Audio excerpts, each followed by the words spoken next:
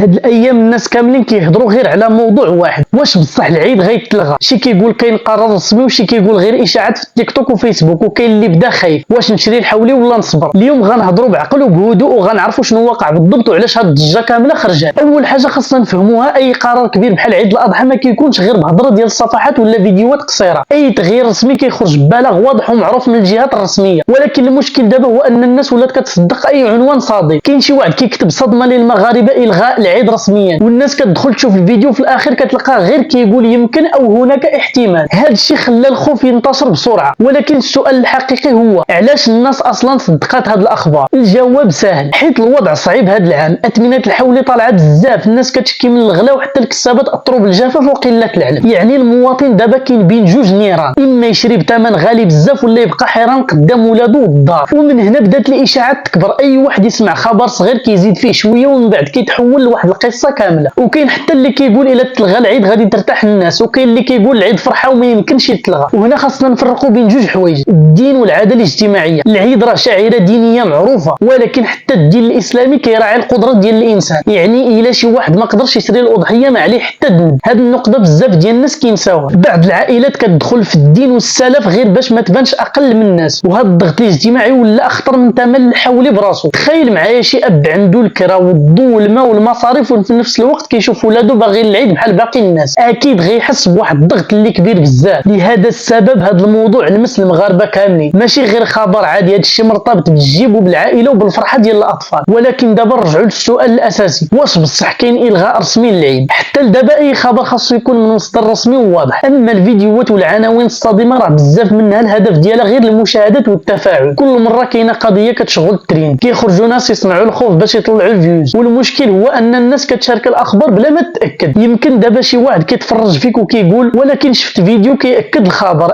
ولكن دابا اي واحد يقدر يدير مونتاج ويكتب عاجل هذا الشيء ماشي دليل. لهذا خاص اي واحد قبل ما يشارك اي خبر يسول شكون قال هذا الكلام، فين خرج، واش كاين شي بلاغ رسمي ولا غير صفحه باغيه البوز. وزيد عليها حتى الا كانت الظروف صعيبه، راه قيمه العيد ماشي غير في الحولي، في اللمه والفرحه والعائله والتكافل. هذا الشيء كامل هو روح العيد. كاين ناس عندهم فلوس كثيره وما حاسين حتى بالفرحه ديال هذا العيد، وكاين ناس بسيطه بزاف ولكن كيعيشوا اجمل اللحظات. وفي الاخر خاصنا ما نخليوش الاشاعات تدخل لنا في الخوف والتوتر. اي خبر حتى نتاكدوا منه، ماشي اي عنوان كبير يعني الحقيقه.